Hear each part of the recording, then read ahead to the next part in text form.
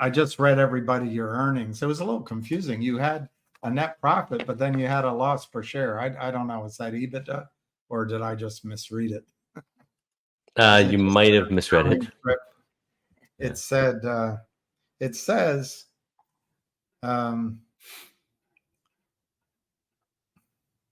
reported a gross profit. Oh, gross profit. That's it.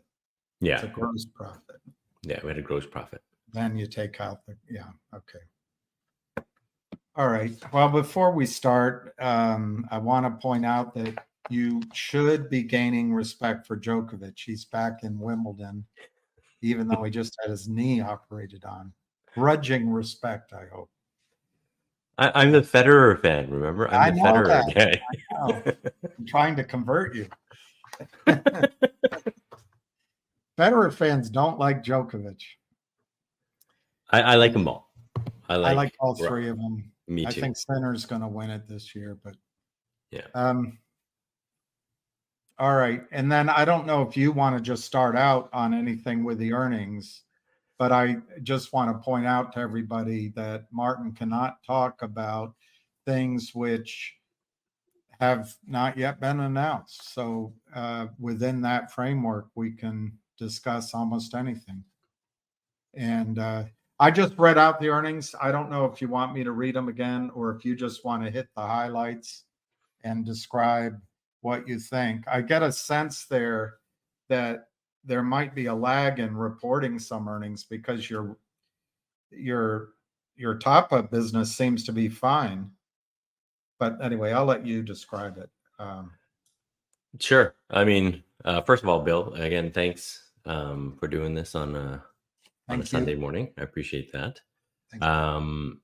Just in terms of, I guess, our recent Q, we did have a bit of a flip-flop actually in our business. Typically, top up in our telecom products and services, our cloud services drives our revenue. This last quarter, there was a bit of a halt by the government and some of the government facilities in terms of how the top up was working, and they were readjusting something. So I really got to give kudos to our team in China for kind of changing up and then immediately flipping over to our SMS business, which admittedly, and I had thought was actually probably going to be on the decline, but we were able to grab some significant revenue from that, which really drove most of the revenue for the quarter. The SMS business is kind of in line with the RCS business in that they both kind of use text messaging bundles. And the idea is that we use these bundles and sell them off to our corporate partners to, in essence, do some marketing, whatever marketing they wanted to do. And so what happened was in this month, we were able to take advantage of that because our team said, okay, if the government is going to just delay some of the top-up business, then we're going to immediately switch over and grab some of that SMS business.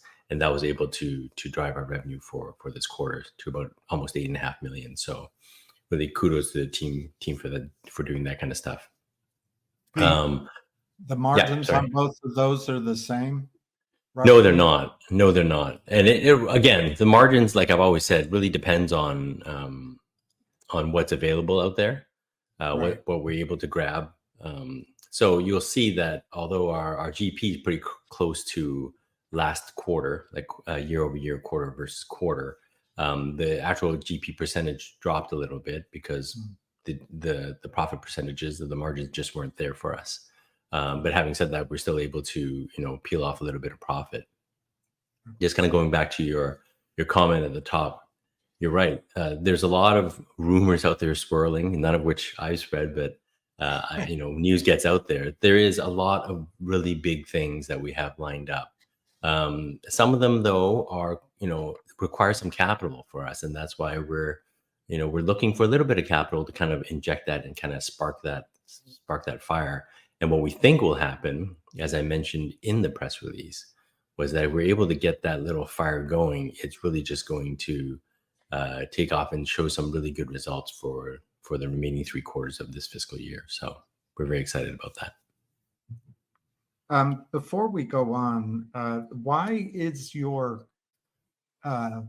quarterly and annual reporting on such a odd cycle compared to the United States, most United States companies? It Oh, seems like it's February instead of yeah, this. yeah. Our year end is just happens to be February. I think that was when the structure was set up. It was the company was a February year end, and we just kind of stuck with it. It's not necessarily the worst thing. Having every company in the U.S. all file December 31st year ends really kind of bottles up the auditors, for example, and Yeah. bottles up the legal team and all that. So having a February year end is not killer. It does make people kind of think and just gauge the timing of when our Qs are going to come out and when our reporting is going to be done. But I don't think it's too detrimental to people. I think people are pretty smart out there, so they can figure it out. But So maybe just to remind people, and I'm sure I'm going to get it wrong, but I think you have 6, 7, maybe 8 businesses. I don't know, but the big ones are your top up, and then you've got SMS and MMS, which I thought you were getting out of, but or moving away from. But those two right there are very low risk, but also low margin, I think. But they're the top up is the biggest source of your relationships and your revenue.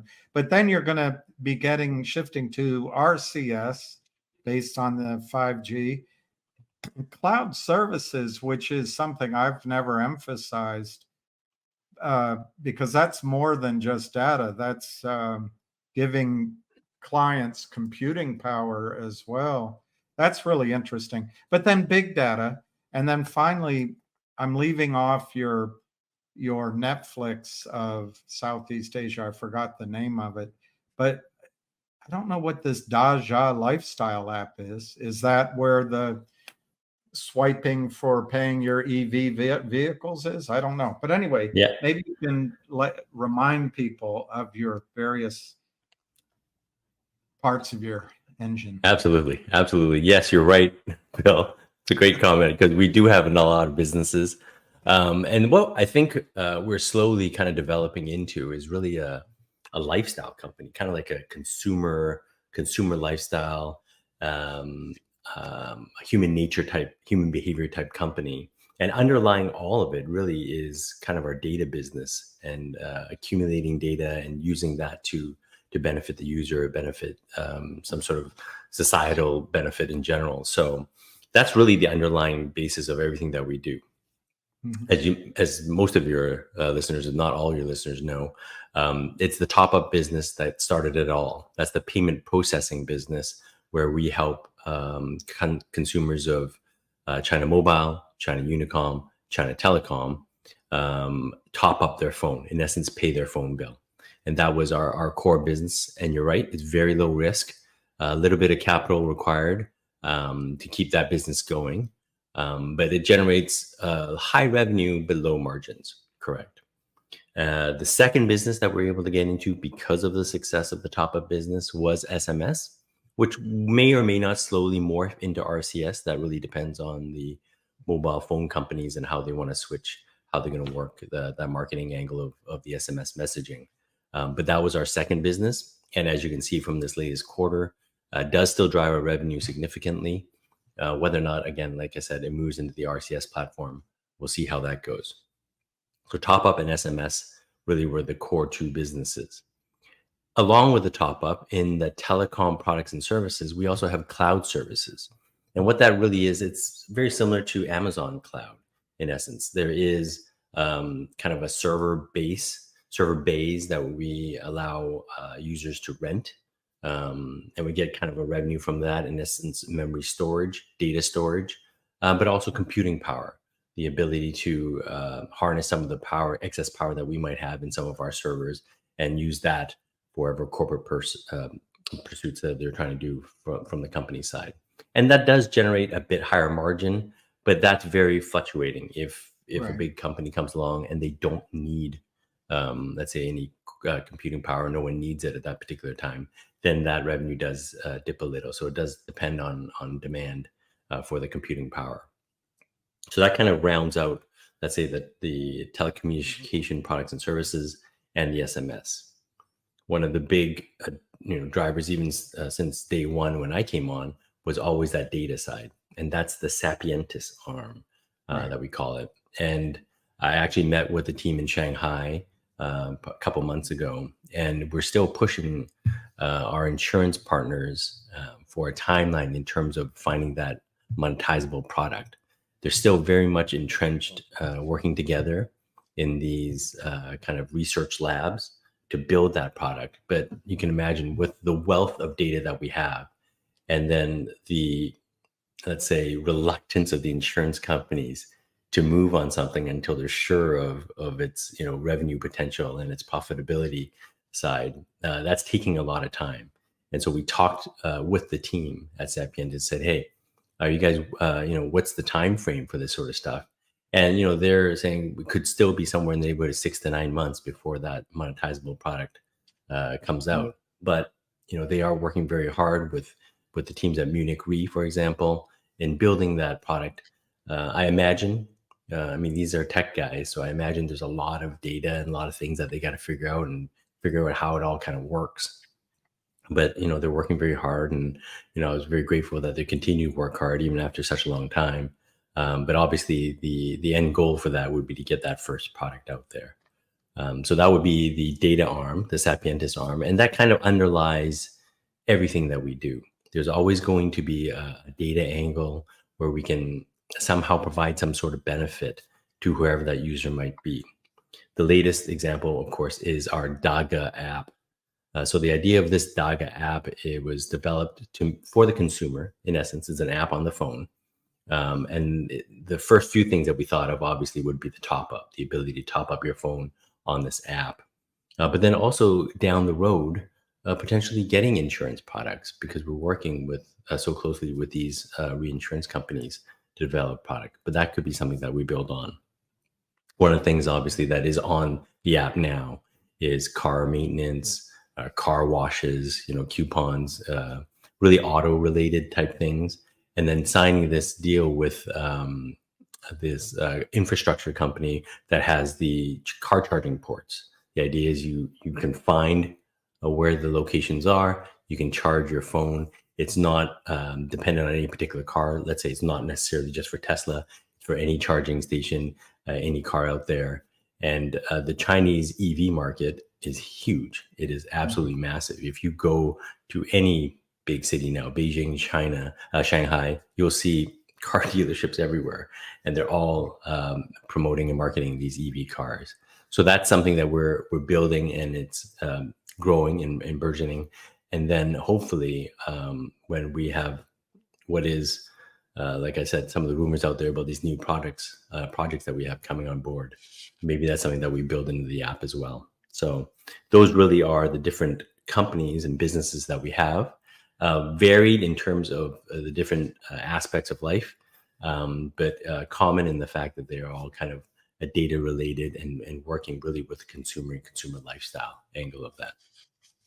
Your data, which maybe everyone realizes this, but this data is basically all the data of the telecoms that you're linked with. Yeah. I guess it's anonymous. I guess it's, you don't own it, is my point, but yeah, you have a license to use it. So maybe you could describe that. Also, maybe if I don't spread this question too far, if you can talk about what the licenses on the data means, but if you can remember to do it back to your top-up business. I sometimes get the question, because I always point out that you're one of just, I don't know, 2 or 3, a handful of people that can do this top-up business. But then I always get the question, oh, there's legacy. You don't know what you're talking about. But anyway, licenses too. Data and okay. license. Data. Absolutely.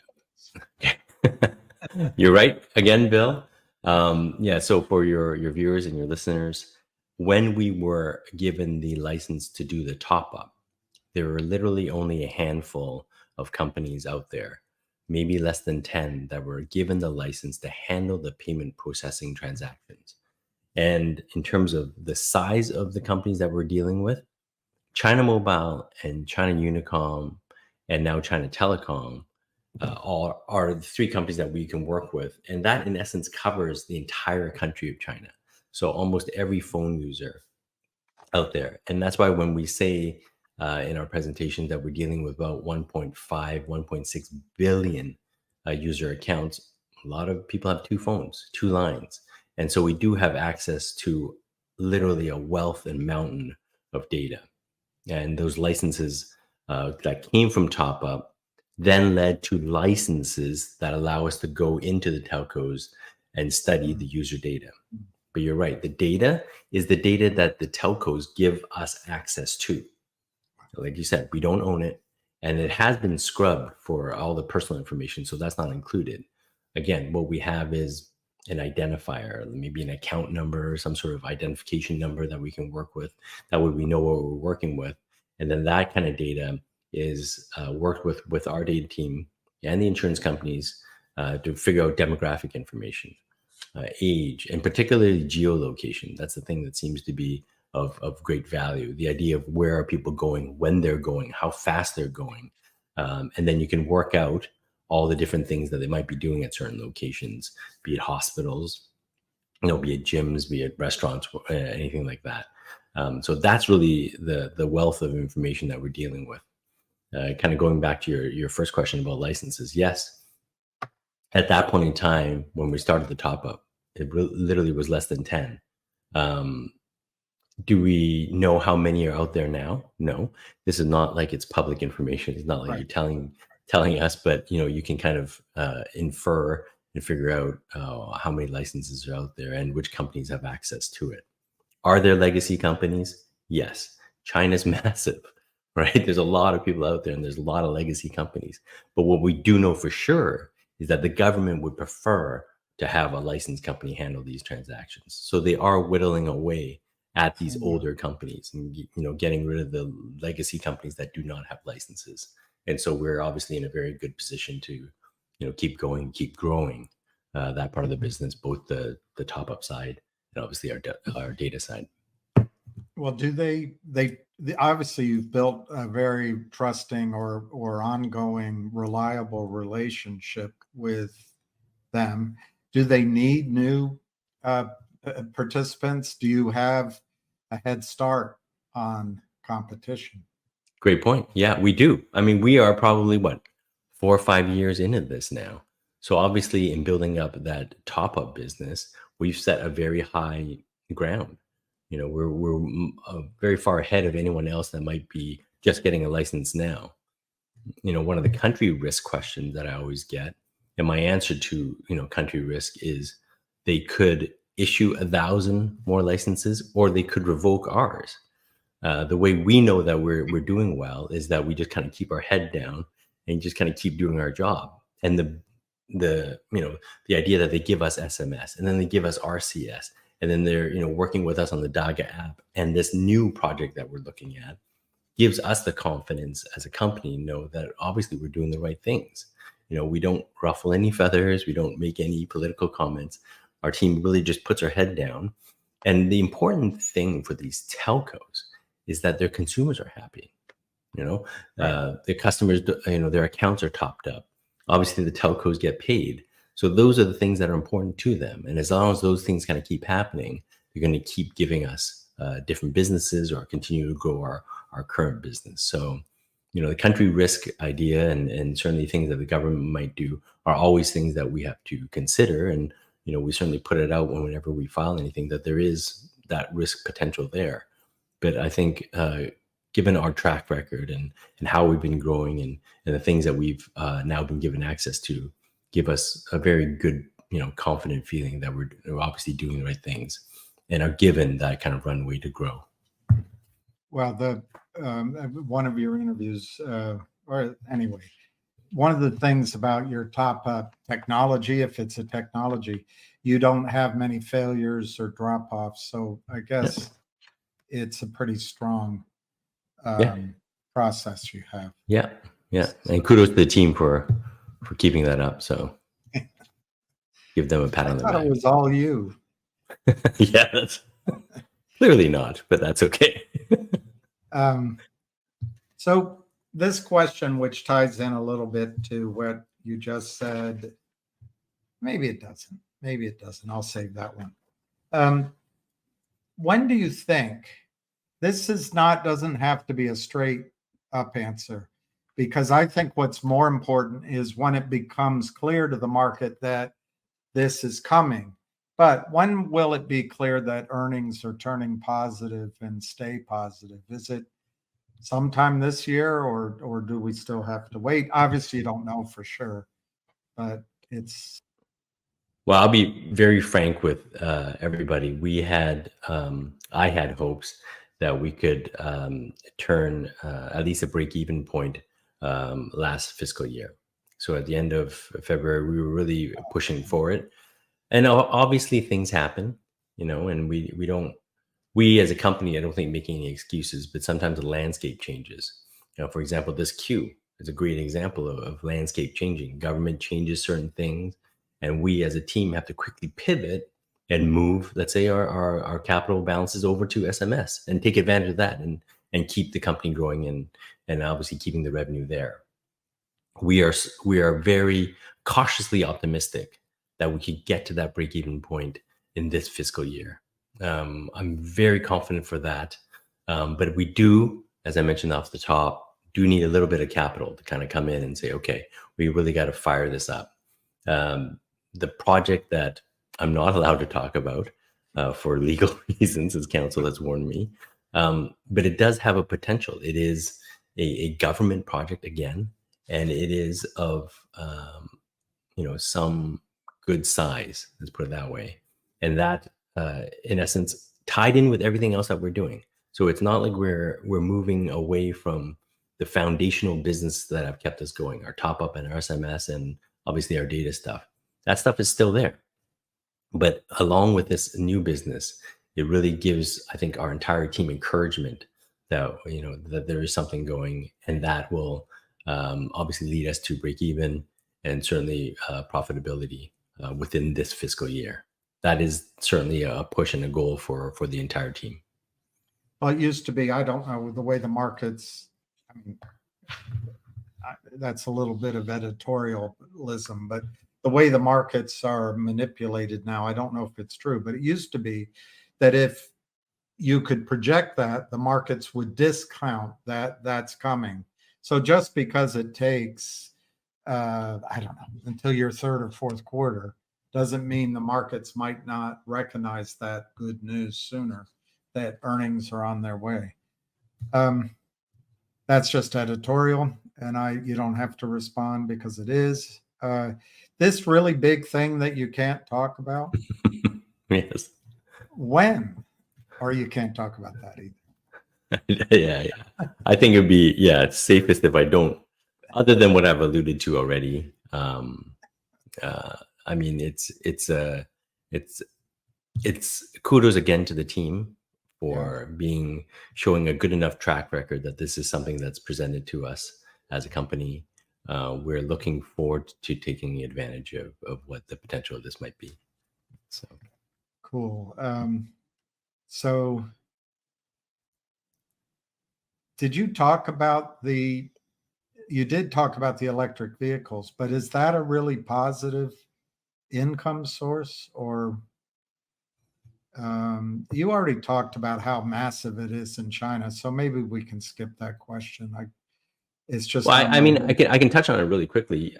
Yeah. I mean, it is. It just gives us a more, the more feet that we have in different boats again gives us a good touch point in terms of what's happening in the country, and being such a data-driven company, and looking at lifestyle and looking at consumer behavior. That's just another aspect that helps us build. If we can see that, EV usage is going up at any particular time, then we know which way the population is moving. If all of a sudden there's a dip in the number of cars and consumers going to charge their cars, then all of a sudden that gives us again another angle, another data to maybe pivot on something else. So I think all these different things that we're looking at as a Procter and Gamble or like a Unilever. The idea that we have different avenues, different things, I think all feed into the wealth of knowledge that helps build our business. So it seems like these two insurance companies who are working with you on data, I guess they have the scientists and they're building all that out.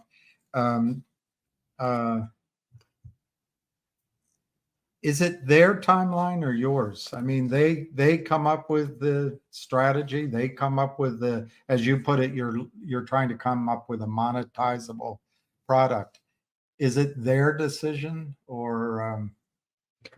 Well, I guess it's kind of both. I mean, ultimately, as these large like Munich Re and Pacific Life Re, they're very, very large, and they are the insurance companies, right?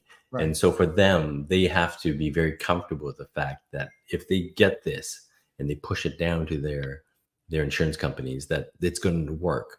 So from that standpoint, yeah, I guess it is their decision. I think the way, like I mentioned with the meeting with our team leads, they've been, working very, very hard to say, okay, well, we got this stuff. And then they say, okay, well, can you move it? How can your data work with this? Can we fix the algorithm slightly to get this kind of data? And so I understand that, that takes a while. And obviously, being in the position that I'm in, you have to remain as patient and as calm as you can, while letting the team know that we're looking for a solution as soon as they can get it. So I know that they're under some pressure from us as management, but I also want to give them the understanding that we're behind them. We're giving them all the resources that they need to make sure that they find that success at the end. But in terms of timeline, ultimately the product is going to be decided by the insurance companies because it's their product. That doesn't mean, though, we can't take some of that data and branch off to something different. Like I mentioned, financial services, healthcare. It's just some different angles that we can always look at. And if it does seem to take it, like it's dragging on a bit too long, we're going to start maybe splintering off and say, hey, how about we slide into something different and see if that might work a little bit quicker. But of course, now sorry, I interrupted you. No, go ahead. Once they come up with something, it's going to be powerful and it will be there forever. Yeah. As far as we're concerned. Yeah. I'm sorry I interrupted you. I didn't mean to. No problem. Okay, you're talking about raising money. Are you going to raise money down here? And if you do, I understand. I mean, that's where the market price is, but hopefully you can do some sort of hybrid, because I believe your stock price is manipulated. Of course, that's editorial. And simultaneously, I don't think this is a real issue because you only have 52 million shares out. But I assume you never intend to have a reverse split. No, that's not something that we're intending now. As to what point we raise the funds, it really depends what is, I guess, most attractive and most fundamentally beneficial for the company. We're not going to do anything that obviously is detrimental to our shareholders, to our current investors. And so as management, we have to make that decision. I appreciate your editorial comments. Obviously, there's things in the market that I cannot comment on and I won't comment on. But understand how we as management feel. We have two sides to look at: the public side, the market side, and obviously the company side. How to build a company. And we're always trying to say, what, if you build that strong company, if you make that profitable company, we're going to drag the public side with us and say, this is the way it's got to be. We're not naive enough to think that this doesn't work independently on its own, as you mentioned. We're certainly aware that there's functions happening here and all that sort of stuff. But we think that it's most important for these shareholders to understand that we're going to build a strong company. And that's really the goal of the things that we do, either be top up or certainly the data side or this new project that we have. That's going to build a strong financial statement, strong balance sheet, income statement, all that kind of stuff. That's what's, I think, we're gunning for, and then whatever happens over here, certainly has to manage on its own. But we think that following will come over and say, hey, this company is strong. This company does have a good footing financially and can certainly grow. So I think that's the viewpoint when we play against those two things. And if you raise money for something that brings in revenue and income, I mean, that's not dilutive. That's I hate the word, it's accretive. You mentioned on a interview micro lending. I guess that goes along with your financial services. But I went to a lecture here in DC by that gentleman, his name's skipping me, that started the lending in India to women. It was a rage for a while. The auditorium was full, standing room only. But anyway, micro lending sounds like a huge new area, maybe. Yeah. I mean, just really quickly, if I can touch on that. The data that we get is, in essence, it's almost immediate risk rating data, right? The idea is that for insurance companies, for example, you have a certain amount of information that you already have about a certain consumer or potential customer. We augment that information with the mobile phone data. Now, again, geolocation, where you go, when you go, how fast you go, the kind of things that you're doing. If we're able to add that kind of information to, let's say, someone's banking records, financial records, or someone that doesn't have any financial records, that opens its avenue to microlending. Someone that stands there, I've never had a bank account. I don't, really understand how banking works, but I know that you're someone that goes to work 9 to 5 and you're always work and you don't go out late and you don't go party or whatever. If I know that kind of information, it potentially could provide an avenue for that consumer to access some lending. And I think that's the kind of avenue we're looking at. Obviously, the example I'm giving is very vague and very blue sky, but that's the kind of concept that we have. And having that access to the risk rating of an individual is the avenue that we think could help there. So again, we're always thinking of different things that could help grow the company. But again, there's a consumer help angle. There's some sort of assistance that we can provide that, be it altruistic or not, there is an avenue there that we think. Well, your market you're targeting has a lot of consumers. Yeah, that's right. How important is the I don't know what to call it, the Tmall, and that being a gateway to transactions with Alibaba? There's a couple of others, I don't see their name, but you're kind of a gateway to transactions. Is that a meaningful? Oh, absolutely. Ancillary business. Absolutely. I mean, getting portals on these extremely large e-commerce companies, Alibaba, Tmall, PDD, all these really, let's say, significant e-commerce websites, just gives access to those users to our services, right? So of course that's important. I give an example, like I don't know if you have Temu, which is kind of like an Amazon competitor, but now they've infiltrated the North America marketplace. They are a sub of Pinduoduo, I believe. And so what they're able to do is they're offering products to consumers at extremely low prices. But their goal really is just to get users and just to attract as many users as possible.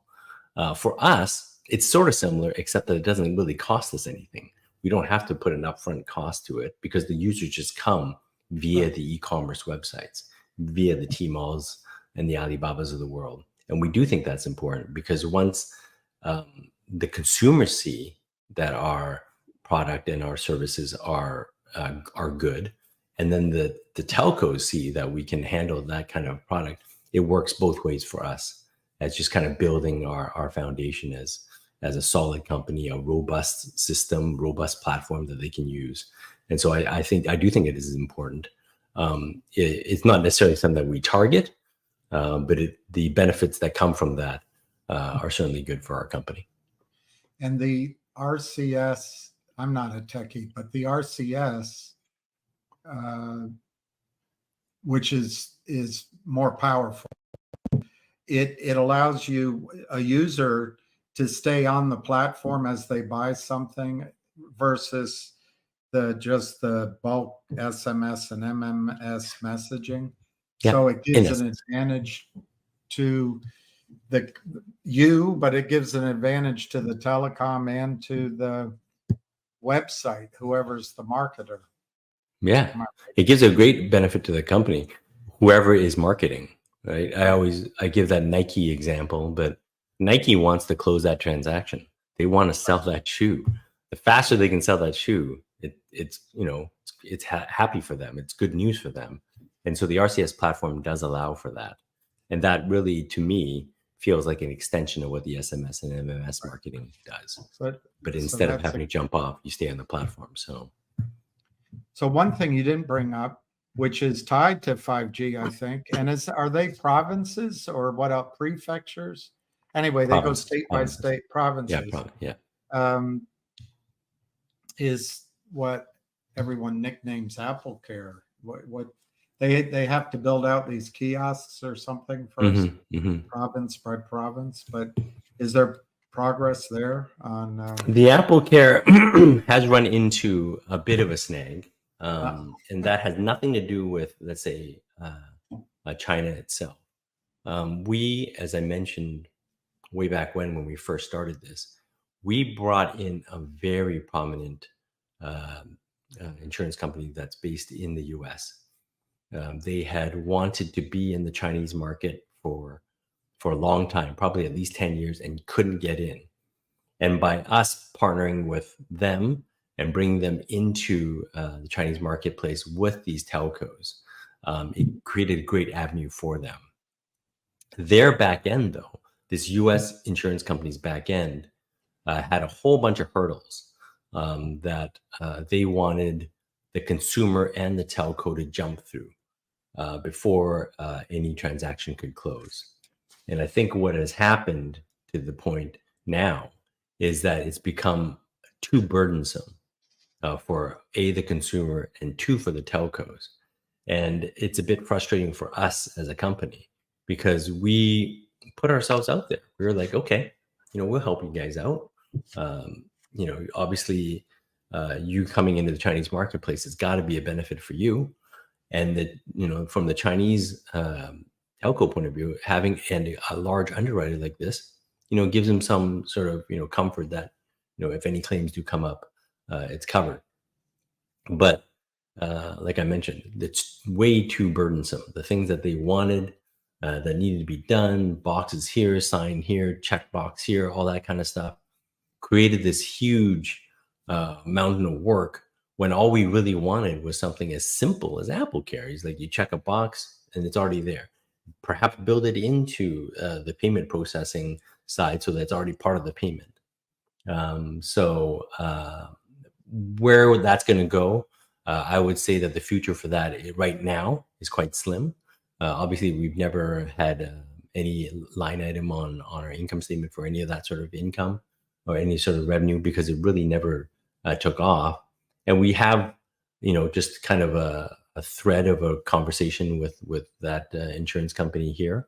But where that's going to go, we'll see. But if they don't change their back end processes, it's going to be very difficult to implement that product. Who's China's or the insurance company? The insurance companies. Yeah. I mean, everyone, let's say on the Chinese side, was ready to go. It was just a lot of the whatever, and I wouldn't even call it red tape. It wasn't certainly any like rules or regulations that the company had to follow. I think it was just the back end stuff that they needed to get done to move the product forward. And I think that created a lot of the issues. Is it mandated by the government to have that warranty? No. So I've been wrong about that. I'll have to correct mine. Yeah. I thought it was. The Benchmark did a research report. Was that a one-off, or will they re-rate if you start doing better? And if you could also bring in other research companies that are sniffing around. Yeah, I assume that they would, obviously update the research reports when things start changing. We are looking at getting other research report out there, getting more research done by different companies. So that is something that we're looking at. When the timing is right, we want to get that out there because we understand the value of having good research done on the company, whether or not it be Benchmark or somebody else. I'm not too sure. Somebody else. Yeah. Let me just see so we answered that.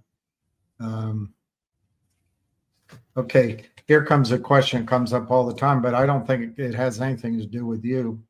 Okay. I think it's the SEC. Are you waiting on the SEC to authorize the dividend? I don't know. The warrant dividend? Yeah, the warrant dividend. Yeah, there's a couple of things that I know the SEC is looking at. I probably can't talk about. Yeah, I can't talk too much about it. But yeah, there are a certain number of things, and none of them are particularly hurdles. Obviously, having filed the Q, that kind of took priority, but then now we have current figures that need to go into the application itself. So we need to update for that. But yeah, other than that, and then if there is approval, this is good that you got your financials done probably. Yeah. But if there is approval, then you have to notice everybody, I guess, for 10 days or something like that before you. I believe so. Yeah, I would have to confer with counsel what the actual steps are, but yeah. How many companies have a CEO to speak? Yeah, there you go, Saber Delta. I don't know the answer. There's one. There's one, and it's a long weekend for me. So for you, wow. Yeah, that's right. Well, at least it's not hot. I'm tired of being part of the bag holder club. Well, I don't know. I don't feel that way at all about Finger. I'm really excited about it. Maybe you can talk about that, but the sense I have about Finger is for a long time you were I don't want to say struggling, but you were a young company trying to establish itself, and now you're established. So all we're waiting for is the implementation and then the rewards of some of those strategies you have. But once that's in place, I think this is a company, Andy, that I think you can put it in your portfolio and hold it for a long time. Anyway, well, to go to that point, I mean, first of all, I want to say thank you to everyone that's been a shareholder, that's been an investor. The one thing I would say, give you a little glimpse behind the curtain. Yeah, this takes a hell of a lot of work. It is a lot of work to obviously navigate growing a business, but also having the complexities added being in this particular jurisdiction.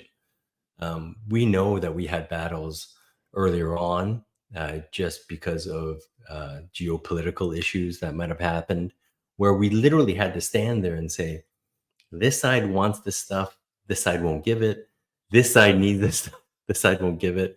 And so we're standing there and we have to, as a management team, balance both sides and make sure that everyone, we don't violate any rules, because then everything blows up. So you're right. But we've gotten hopefully past the point where we're recognized as a solid company. Now it's just a matter of continuing to take that and grow it into different things and different avenues that we see. The landscape changes a lot. The country risk question is legitimate. It's a legitimate question that people should ask, and they do. And I'm always as forthright as I can be when I say, you're absolutely right. That's something you have to consider. It's something you never consider when you're dealing with a US-based company or a North American-based company or even a European company. It is particular to the situation that we are in. But I'm always telling you, this is what's happening. And I think we've navigated it very well. And now it's just a matter of taking all these different divisions, different ideas, and making sure that they're growing. Our top up is foundational. Our SMS is foundational. And obviously our data underlines it all. But when they go, when the data goes and our app goes and this new project goes, then hopefully everyone will sit back and say, thank goodness we stuck with this company for as long as we have, because it will, knock on wood, reap the benefits that we think we can provide. And again, that's cautiously optimistic. That's not forward looking. That's not anything like that. I'm just giving you what I think the potential for FingerMotion is. Oh, this guy. Yeah. All right. You can leave the last part of that question off. What is the agreement with Univest about? Well, that was a registration filed in September. Doesn't mean it has to be used. And I don't know the answer. And I'm sure if there is an answer, Murray, Martin can't talk about it right now. Diamonds take time to make. I can't wait that long. I'll be a diamond myself. Won't be that long. Won't be that long. By the way, Scared Saber Delta, the other thing I know about Martin, which I can tell you, I only know one other CEO, well, actually maybe two, who just hop a plane and go to any conference and meet any investor. That's a huge thing you have with FingerMotion. Martin hits the hustings and works his butt off telling the stories. So that's really important, by the way. I have a question on that. If I can add to that really quick, part of it is because I want people to understand, obviously, the complexities of the businesses themselves. Not everyone understands the full landscape of what we are and what we do. And I think that's important.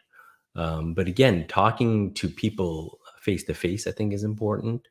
They get a sense of what we're all about.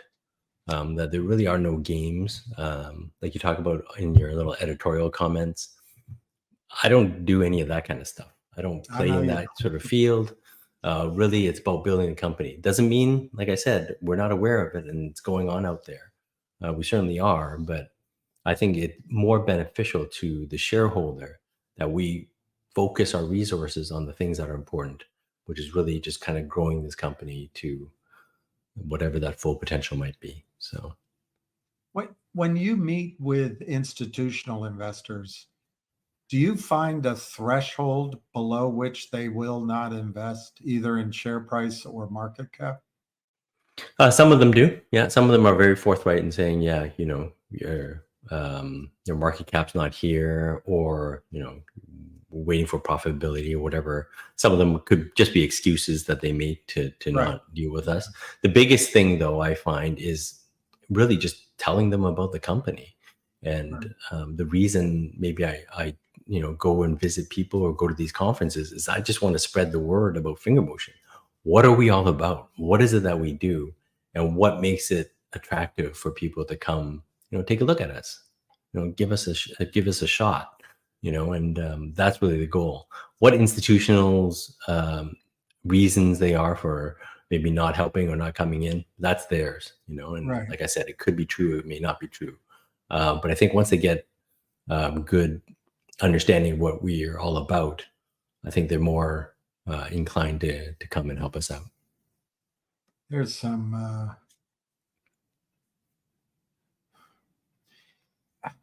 I hate it when there's negative anger, but I actually don't think they're going to pump the stock with Univest.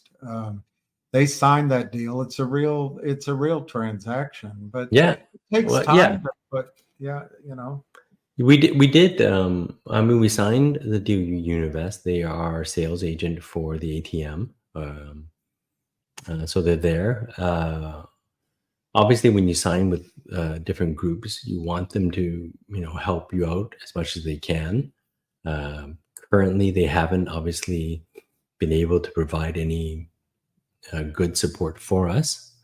Doesn't mean that they may or may not, but we're coming up to the end of their term, really. And if nothing happens, then we'll move to somebody else. I mean, it's like any company. Whenever you partner up with somebody, you're certainly hopeful that they're going to be able to, work something out, or, you symbiotically can find benefits in helping each other. But currently they haven't been able to. And we'll see what happens. They seem to be, well, my guess is that they've been trying, but I haven't received anything that is certainly beneficial to us. Right. Actually, very little, to be honest. And so, if it doesn't work out, it just doesn't work out. So Right. But it doesn't mean they're Yeah. not trying to get something done. Yeah. That's a big deal if they can do it. Yeah. The capybara, I doubt you have any update on that lawsuit. You guys? No, yeah, capybara. That again was a decision made because there were a number of different, I guess you call them derogatory or inaccurate, wildly inaccurate reports out there. And so we decided to take the position to stand up against one of them and say, hey, don't go spreading rumors like this. This is just ridiculous garbage. And so we said, okay, this is, we're going to take a stand. So yeah, we did get it removed from the Benzinga website. We went up to Benzinga and said, guys, you guys shouldn't be putting out stuff like this. It's not true, or, at least vet it a little with the company, or just look at our filings and you'll know that all of it was false. 100% of that report was false. So they did take it down. Whether or not it's What's the worthwhile to go after. urgency? They could call you before they file it. There's nothing urgent about Yeah. it, putting that research report out. Yeah. And sometimes, even with the negative comments, like you mentioned, I understand that. That's okay. People have different viewpoints on different things. Yeah. We stand by the things that we do. And you're right. They could have just called us and said, hey, can you verify 2 or 3 points on this report? We're it would have been journalists. wrong. We got to get the other side. Yeah. So, but we're happy with that. That got taken down from Benzinga. So this is a good question, although I don't know how to restate it so you can answer it. You may not be able to answer it, but are you finding quality sources of capital interest? We've had a couple. Just if I go back a couple years, we have been very averse to toxic funding. Like we do not go anywhere near it. And so when all people of Wall think, Street. yeah, well, I don't know. Some people, they look at it and they say, oh, maybe this will work. We're not naive enough to think that any toxic funding proposal is ever going to work, that there's always going to be a detrimental back end to it. So that's why we have been provided, not necessarily through Univest, but through other avenues, a number of different opportunities. And most of them have proven to be terrible, for lack of a better term. They're just no good. We have had 1 or 2 that that's something that we're looking at and saying, okay, that might actually work out for us. But again, I guess I can't go too much into it. But yes, we have some sources that are, let's say, good for the company, not necessarily detrimental. Okay. I'm going to skip that one. How do they plan on raising money? No, you don't have to answer that. Ask if they know about in Mexico. That's interesting. Have you thought about Mexico? We haven't thought about Mexico. We have obviously had certain thoughts about different countries in Southeast Asia. We've had discussions with Indonesia, Vietnam, only because the telco systems are somewhat similar to what we deal with in China. Right. And so those present obviously the easiest method for if it's a top-up transition or the data algorithms to move and migrate over. Those would be the avenues that seem to be the quickest fit for us. We haven't discussed Mexico or really anything in North America or really anything in Europe We've had one or two discussions internally about Europe, but yeah, nothing in North America yet, and certainly nothing in Mexico. Yeah, it's probably your best efforts is to stay where your competency is and your contacts are. Yeah. Let's see what big. That doesn't mean I don't have like dozens of people come. Oh, have you talked about this in South America or this in whatever? I go. I hear a lot of that, but nothing where we've actually substantively talked with anybody. What's this? Is it feasible to continue the SMS side? Maybe as long as possible while everything else, since it went well. Oh, I guess what he's asking, is it feasible to generate the revenues there while you're building the rest of the company? Well, this queue is a great example of that. Yeah. Last quarter, I would say or whatever, 2 quarters ago, we started driving all the revenue through top up and cloud services. And then this queue, we drive everything through SMS. So it really is the team finding what works best, both in terms of driving revenue and driving or something that has attractive margins. Could we stick with that? I suppose anything is possible. I wouldn't like that though. I think from a company's point of view, low margin.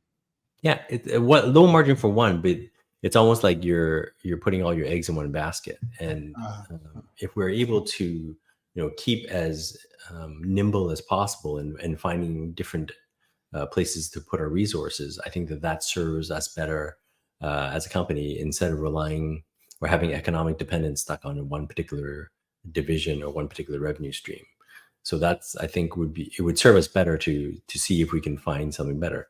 If, for example, top up gets killed and the only thing left is SMS, then yeah, of course we'll do that. And this queue was a classic example of that.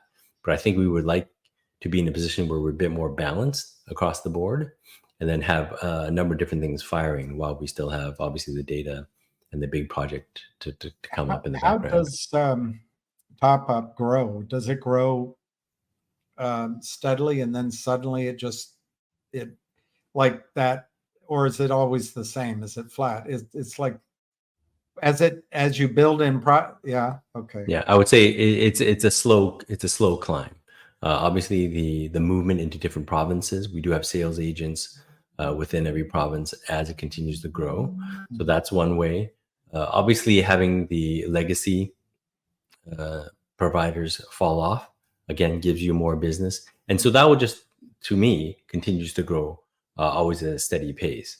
If, for example, in this last queue, something happens and the government says something and you need to kind of pause it for a bit, then that's the only time in which I think it actually pauses, and then it will just continue to kind of keep that kind of steady growth and going. What's the margin on it? The margin fluctuates, similar with the SMS. It depends on the timing. Demand is a big driver for what happens. If they open the floodgates and everyone, whatever, 10, 20, 30 different legacy companies are doing it, as well as licensed companies, then the margin is going to be a bit smaller. If they crack down and say, okay, well, you know what, you're the only one, then potentially the margins could be bigger. Similar with SMS. If the bundles are in high demand, then they're able to crack down the margins a little bit. If, we have a lot of bundles out there that people can access and we're the only one selling it, then maybe the margins go up a bit. And again, that goes to our team and the ability to see what the marketplace looks like and where they're able to distribute the capital. So. What's this? Well, yes, it did destroy the momentum, but you got to spend your company's energy somewhere. Thank you, Mr.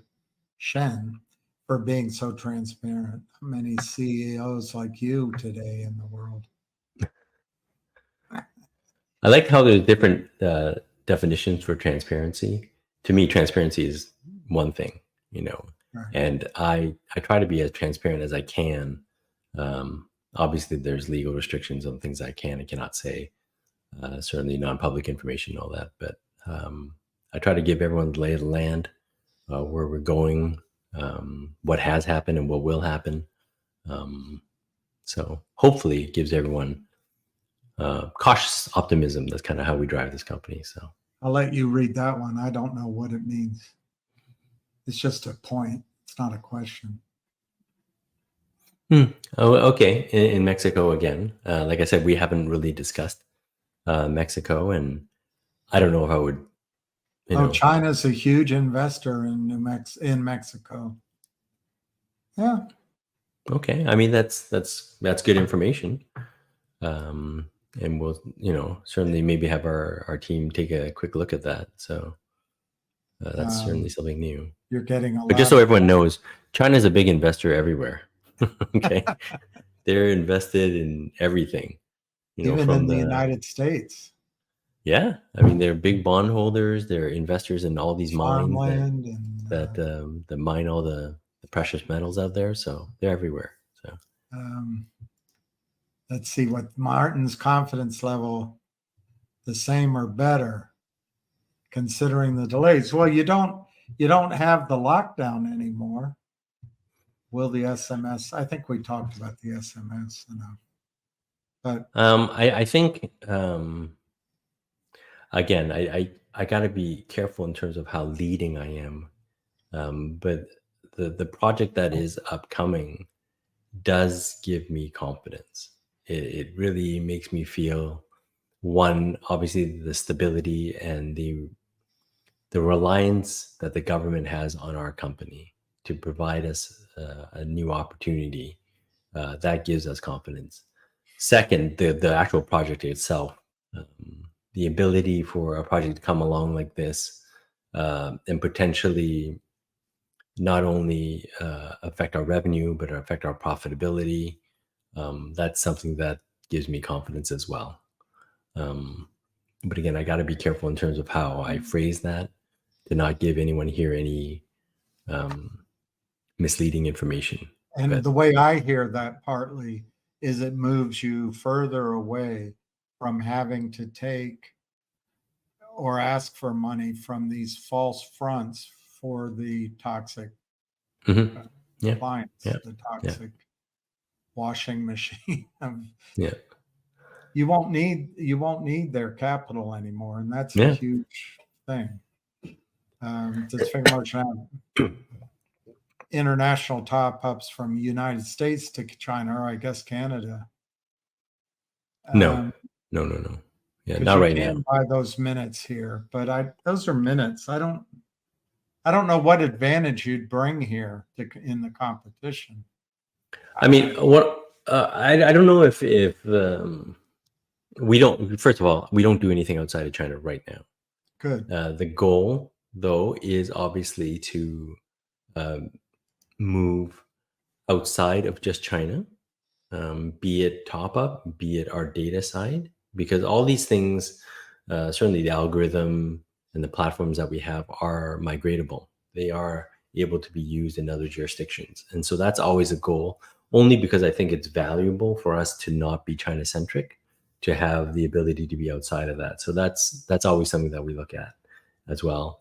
But right now, just in response to that question, we do not have anything outside of China. Are your users everybody in China, or is it Gen Z? They probably don't have those generations, but are they 20-year-olds, 30-year-olds? I think it's everybody. I don't think we have a specific demographic that we're tied to, so age-wise. And if I get this question, what if we go to war with China? It would seem like everyone's still going to be using their phones. And I hope we don't go to war with China. Yeah. It's so unnecessary. The people in China will still be using their phones. Yeah. So. Is that a question you can answer? What American company do you It's a great question. None. There are very few companies that, and that's why I kind of referenced in the middle, like Procter & Gamble or Unilever, where there's so many different things that they touch on. And I have no issue with that. I don't have any problem with us being, touching different things. But for us, the fundamental underlying feature is always going to be that lifestyle aspect, that data aspect, the ability to not only acquire information, but use that information and push it back out in products that benefit to society in general. And we think that that generates a lot of value for the company. Obviously, TopUp does that. The SMS does that to a certain degree. But the Daga app is literally touching every person when they're using it, understanding what they want to do, what they need to get done. What is that? The Daiga, I don't know how to Daga say app. It literally is a GA or something. DAGE app, GE. and we might What is need a that? What is that? Western name for it. In essence, it's an app on your phone, and the idea is Did you that create it or buy it? it's technically our creation. Okay. The idea is that it taps into right now it taps into things like car washes and car maintenance, the charging infrastructure that's in China right now. But we think it could go further by tapping into the top-up side, because that would be very easy and very straightforward.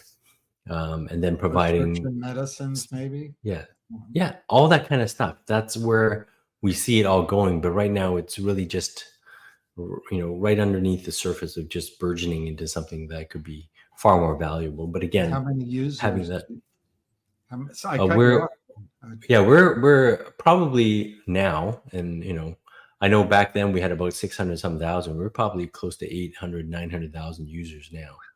And don't quote me, because that it isn't exactly a number, because I don't have it in front of me. But yeah, it grows pretty quick, because I think people see the value with it, because I have a lot of apps on my phone I never use again.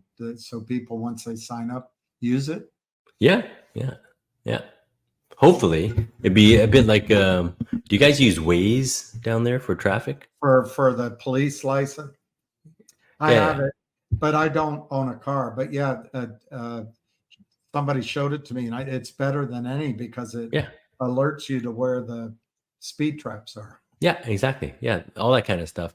To me, that's the kind of app that you want. You just want something that people don't necessarily think about, but they'll use it every day. Right. And that's kind of what we're trying to do with the Daga app. So okay, what's this question? Will the release of the iPhone 16? I don't know the connection, but maybe you can.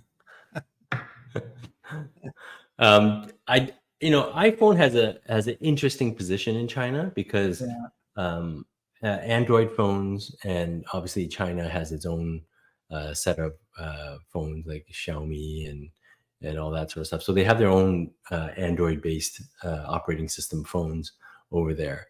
iPhone, I think for the younger set, it's a very cool cachet type phone to have. But I don't think it dominates the market as much as it seems to dominate the market here in North America. Yeah. What about Elon Musk's phone, Tesla's phone? Will it?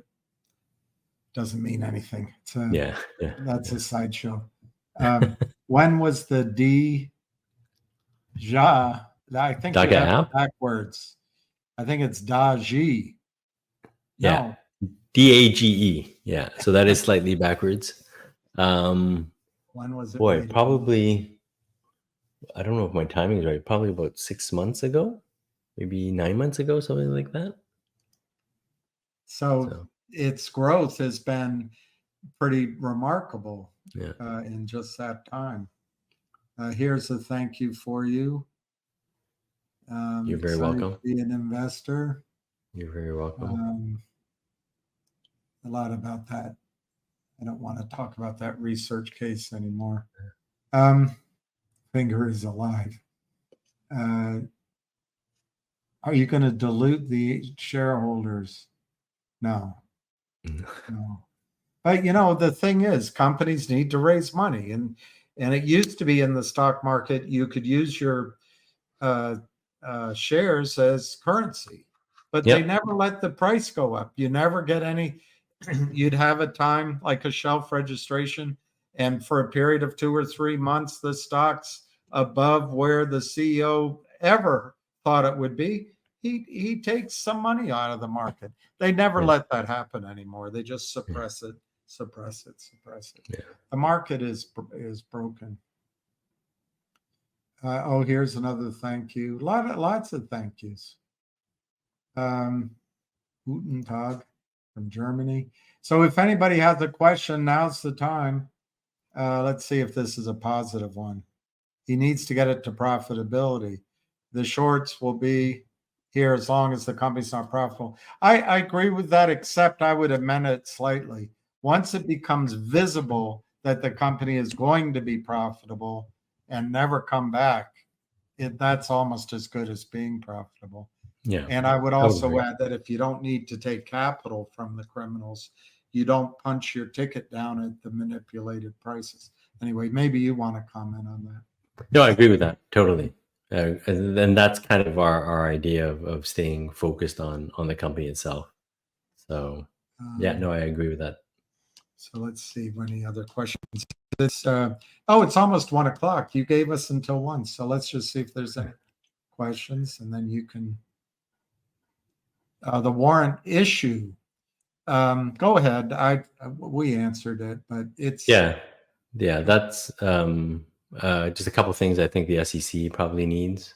Like I said, now that we filed our financials, we have to update the figures on the application itself, but that hopefully should come shortly. So when is the next earnings report? It was Friday. Let me have a little break before I put the next earnings out. It'll be in 45 days, approximately 45 to 60 days. Yeah. I don't know if that's a useful question more than what you might have said in your last 2 minutes. But the idea is, why are we on the U.S. stock exchange if you do all your business in China? Well, I mean, we are a U.S. company. We are, domiciled in Delaware. I look at it as, we are a U.S. company. It just so happens that our operations are in China. A lot of companies have operations elsewhere, and we just happen to be based in China. So, but AppleCare, it's not that it won't happen. It's just the company they were working with, the back office processes they had made it very difficult. So it very difficult. I guess everyone's stepping back and rethinking how they're going to approach it. But it's not. And that again, that is the insurance company, the U.S. insurance company's back end that's Not really China. Creating most. Yeah, it's got nothing to do with China, nothing to do with us, really. So maybe it's a new insurance company you got. Possibly. I guess could Trump or Biden affect it? I don't know if it could affect it any worse than the last time we went through all this. And by the way, kudos to that debate. Wow, you're giving all the late night shows all the fodder they need for. Oh God, I'm not so sure. much information. I know. Yeah. So that's that. Sorry. Go ahead. No. I'm just saying that's certainly something that we watch. There's nothing we can do about it. But it's certainly something that we watch and see how it affects things. But we've been through this before. You probably understand it more than I do, but apparently when it's on TV, it's more than just what they're talking about. It's the medium is the message. And boy, what a message. Yeah. Thanks for chatting with us. So it's 1 o'clock. So if there's anything you want to end with that I forgot to bring up, like you really want to let us know when this big deal is going to come down and how big it is and what it is. No, I'm kidding. The second we can announce it, we certainly will, and we'll take advantage of that opportunity as much as we can. But again, I do want to say thank you to obviously your viewers, the people that have been with FingerMotion for such a long time. I try to be as open and as candid as I can about what has happened, where I think we're going, and like I say, I have cautious optimism that we will be successful, and I know that it's just at some point it's going to be tiring to hear me say this over and over, but I do thank everyone for their patience and coming along for this ride, because Would just maybe rest assured that we are working hard in the background, trying to make everything work out. So That's right. I think yeah. that's right. And, you know, there's so many examples of companies that took a long time before they became overnight successes. Well, I guess you can get comfortable with the fact that we're not a pump and dump because we're working our asses off to grow this company. So That's there you true. go. How's that? So That's true. And but other than that, no, thank you, Bill. Again, I appreciate the time, and thank you to everyone. Happy 4th of July for those happy Canadians. 1st Happy of July. Yeah. So Thank you very much. You're always welcome here, but most of all, thank you for making yourself available for the people here, and then we'll listen to are very loyal investors, and they sometimes feel lost because of what is allowed to go on in the market. So I know they appreciate it very much that you could come talk to them.